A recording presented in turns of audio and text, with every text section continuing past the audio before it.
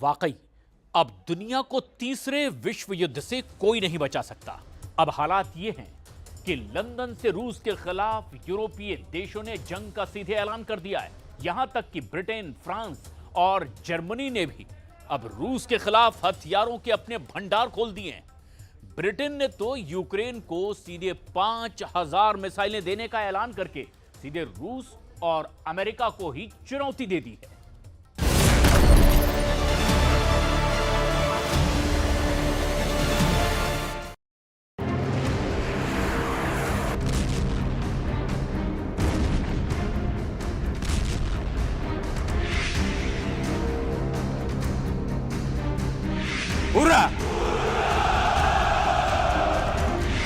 Putin का Europe युद्ध शुरू, 5000 मिसाइलों से हमला।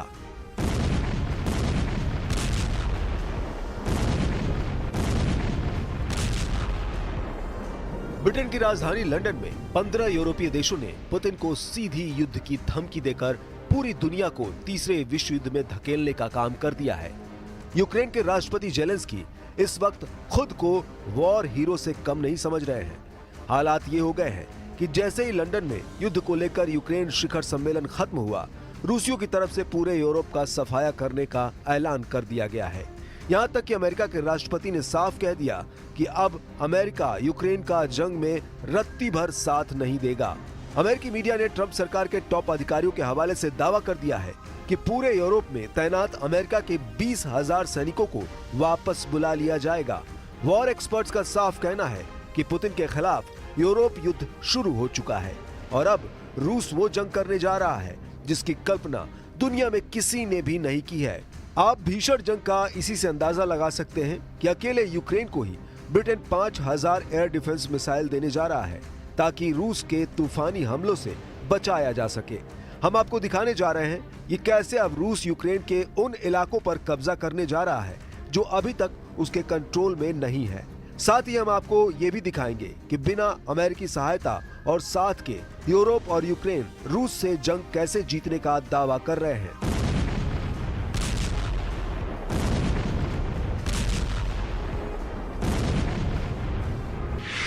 हारेगा यूरोप, मारा जाएगा यूक्रेन, पुतिन ट्रंप ने पलटी बाजी। ट्रंप और जेलेंस्की के बीच हुई तीखी बहस के बाद से यूक्रेन जंग अब यूरोप जंग में बदल चुकी है। अमेरिका यूक्रेन जंग से किनारा कर रहा है और यूरोप को धमकी दे रहा है कि पुतिन से सीधा युद्ध यूरोप का विनाश कर देगा।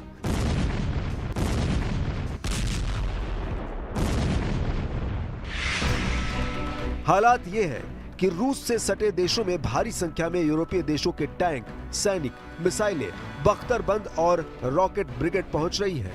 इधर पुतिन ने पूरे यूरोप पर भीषण हमले कर दिए हैं क्योंकि रूस को एहसास हो चुका है कि यूरोपीय देश अब किसी भी कीमत पर यूक्रेन जंग नहीं रुकने देंगे। जरा देखिए रूस और अमेरिका ये क्यों मानकर चल रहे हैं कि तीसरा विश्व युद्ध यूरोप से शुरू हो चुका है। हम आपको लंदन में हुई उस मीटिंग के दावे बता रहे हैं जिसमें यूक्रेन को एक से बढ़कर एक हथियार देने और अरबों डॉलर देने के दावे किए जाने लगे हैं। लंदन में यूक्रेन युद्ध को लेकर हुई मीटिंग में 15 देशों के राष्ट्र प्रमुख और वरिष्ठ नेता शामिल हुए। यहां राष्ट्रपति जेलेंस्की के सामने ऐलान किया गया कि यूक्रेन को हथियार और पैसों की कोई कमी नहीं होने दी जाएगी। इस बैठक में तुर्की के विदेश मंत्री, नेटो के महासचिव, यूरोपीय संघ और यूरोपीय काउंसिल के प्रेसिडेंट शामिल हुए। इस दौरान ब्रिटिश पीएम कीर स्टारमर ने यूक्रेन को 14,000 करोड़ रुपए की मदद देने का ऐलान किया है। कीर स्टारमर ने ऐलान किया है कि इस पैसे से यूक्रेन को 5000 एयर डिफेंस मिसाइल मिलेगी जो रूस के खिलाफ इस्तेमाल होगी। एक दिन पहले पीएम कीर स्टारमर ने जेलेंस्की को 24,000 करोड़ रुपए के लोन देने की बात कही थी। ब्रिटेन, फ्रांस और जर्मनी रूस के मुकाबले के लिए यूक्रेन को तैयार करने में जुट गए हैं।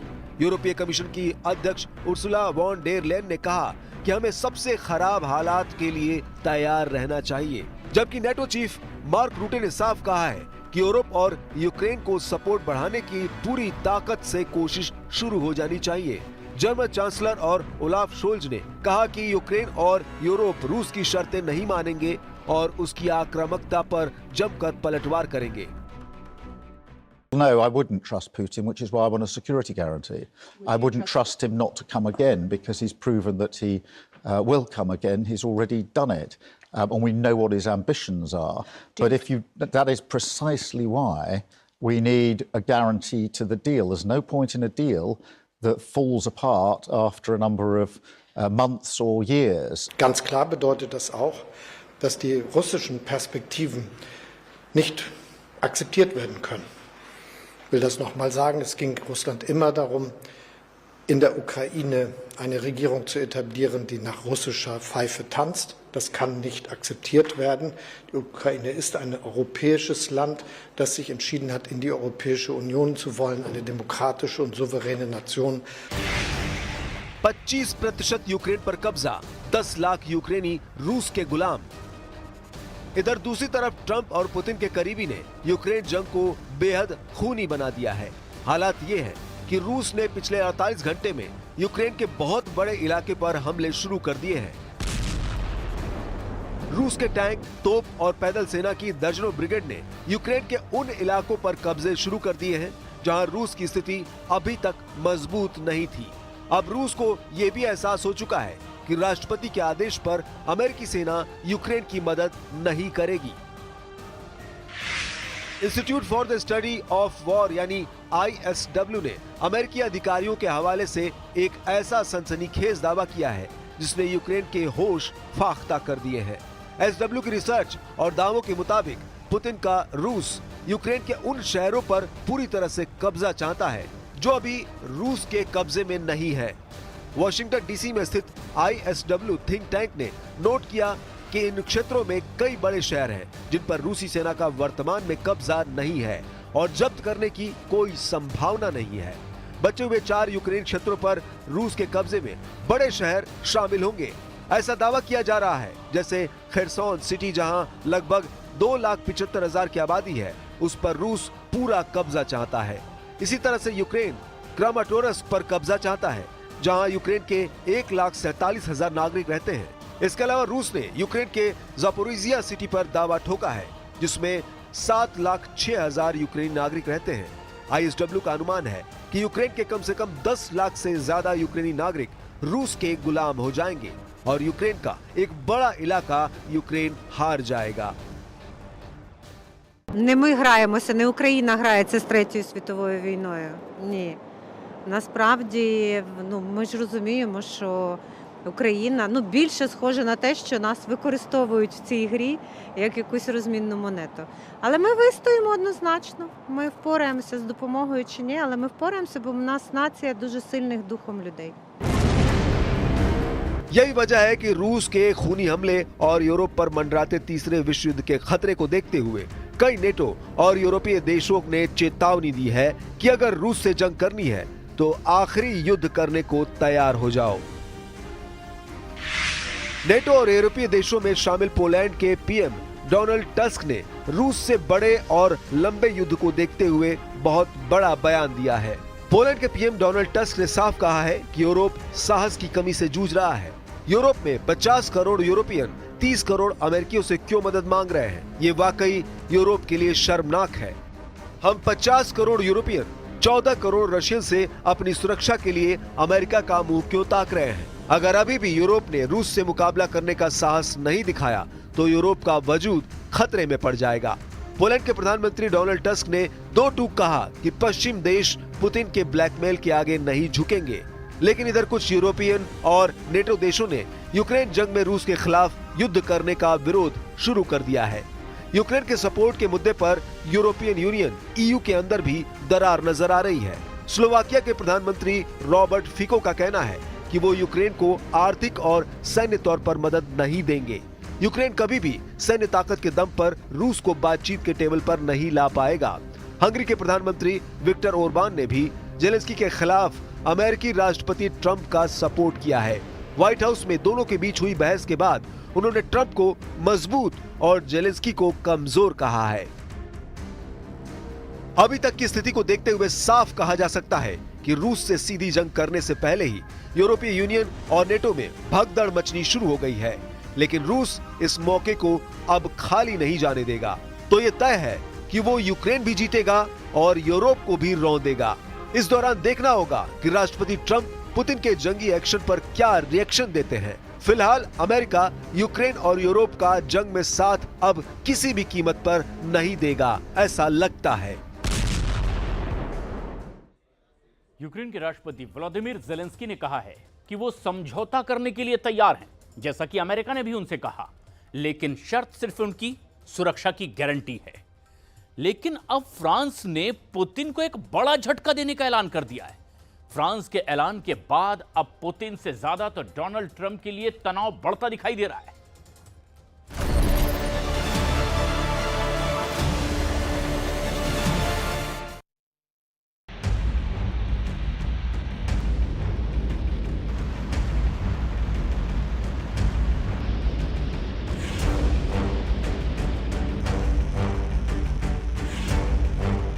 सत्ताईस मीटर ऊंचा ये रॉकेट जब लॉन्च हुआ तो लंदन से लेकर पेरिस और बर्लिन से लेकर रोम तक इस धधकती हुई आग की तपिश महसूस की गई।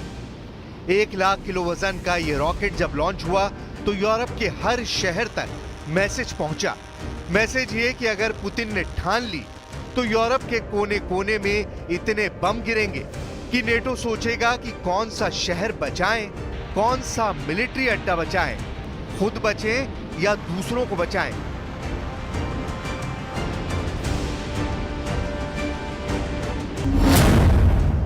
फ्रांस 24 में यह खबर छपी है।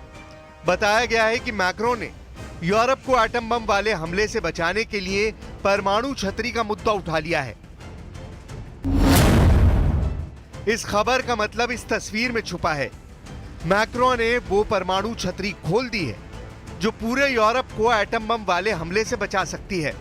इस छतरी के नीचे ज़ेलेंस्की भी होंगे, इसके नीचे ब्रिटेन भी होगा, इसके नीचे इटली की प्रधानमंत्री जॉर्जिया मेलोनी यानी इटली भी होगा और बाकी यूरोप भी इसी परमाणु छतरी से बचेगा।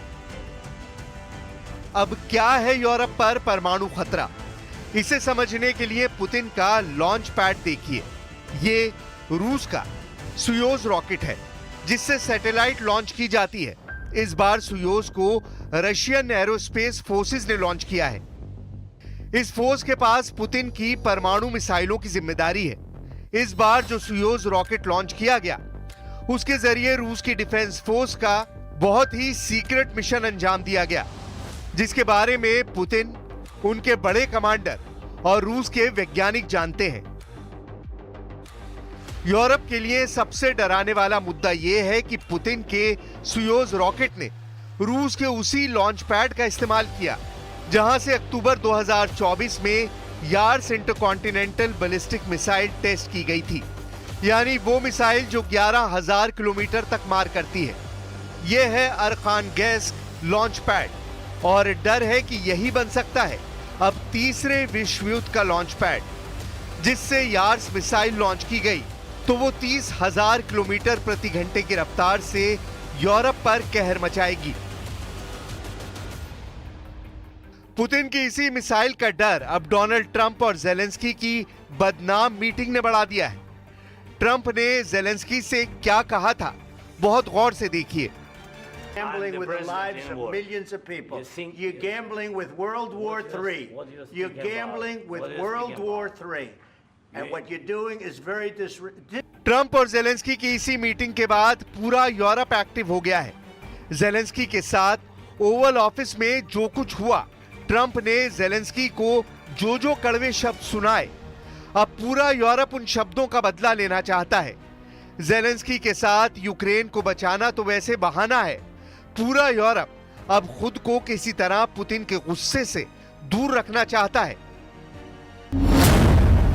इसीलिए मैक्रोन ने वो परमाणु छतरी खोल दी है जो पूरे यूरोप को एटम बम वाले हमले से बचा सकती है।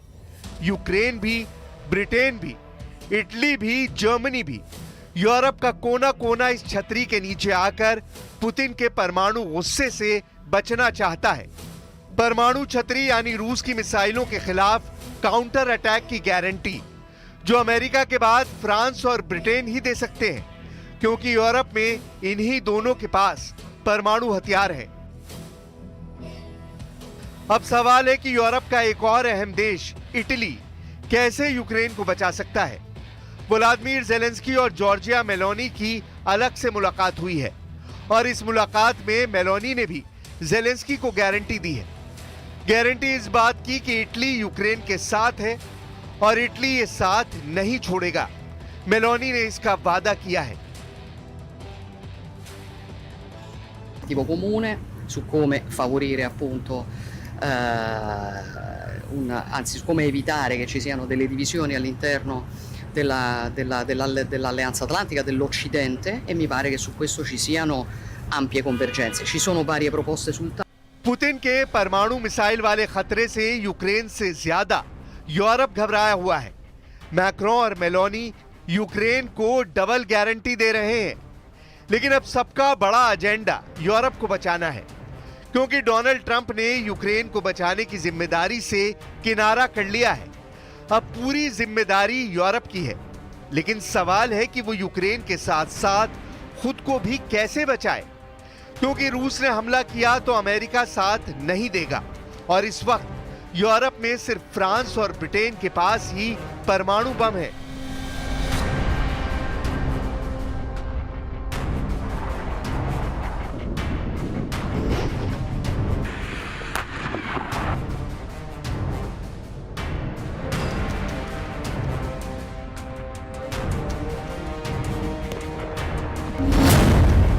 क्या फ्रांस अब यूरोप के बाकी देशों में अपने परमाणु हथियार तैनात कर सकता है?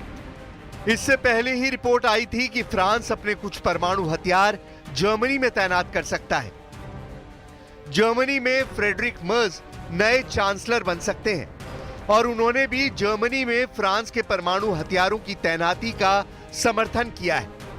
अब डर यह भी है कि अमेरिका नेटो को टाटा बाय बाय कह सकता है और अगर वो नेटो से बाहर निकला तो यूरोप को सिर्फ और सिर्फ यूरोप खुद ही बचाएगा।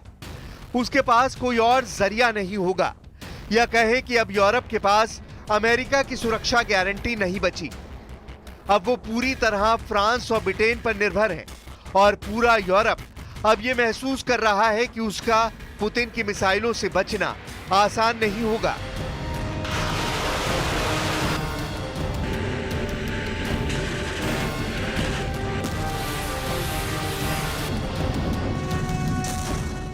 Ensuite, je pense que nous connaissons tous la situation.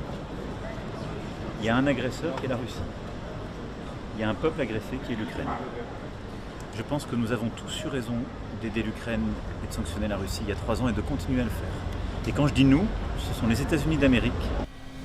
इस वक्त पूरे यूरोप में हथियारों का उत्पादन तेज किए जाने पर बात हो रही है। यूक्रेन के साथ साथ यूरोप को बचाने वाला डर गहराता जा रहा है।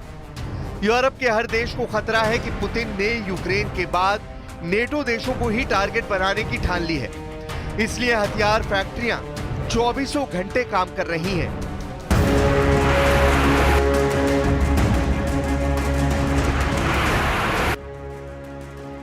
इसमें कोई दो राय नहीं कि पुतिन के पास ऐसी बैलिस्टिक मिसाइल है जो पूरे यूरोप को 20 मिनट के अंदर तबाह कर सकती है। ये वो मिसाइल है जिससे कीव से लेकर लंदन और बर्लिन से लेकर वॉशिंगटन डीसी तक खलबली के हालात रहे हैं। पुतिन की नई मिसाइल तो 4000 डिग्री की आग में जलाने की ताकत रखती है, या कहें कि पुतिन की 4000 डिग्री सेल्सियस वाली भट्टी तैयार है। यही वजह है कि यूरोप का डर बढ़ गया है। डर इस बात का कि 4000 डिग्री में ज़ेलेंस्की और पूरे यूरोप को जलाने का मिशन पुतिन कभी भी लॉन्च कर सकते हैं। पुतिन अपनी ओरेश्निक मिसाइल को लेकर वार्निंग दे चुके हैं। यह मिसाइल 4000 डिग्री वाला हमला करती है। जहां ये गिरती है वहां ऐसी गर्मी पैदा होती है कि सब कुछ भाप बन जाता है। पुतिन की ओरेश्निक एक परमाणु मिसाइल है, लेकिन अभी तक इसे एटम बम से लैस नहीं किया गया है। 21 नवंबर 2024 को यूक्रेन पर जब यह मिसाइल गिरी तो इसके वॉरहेड कैसे एक के बाद एक निप्रो शहर पर फटे।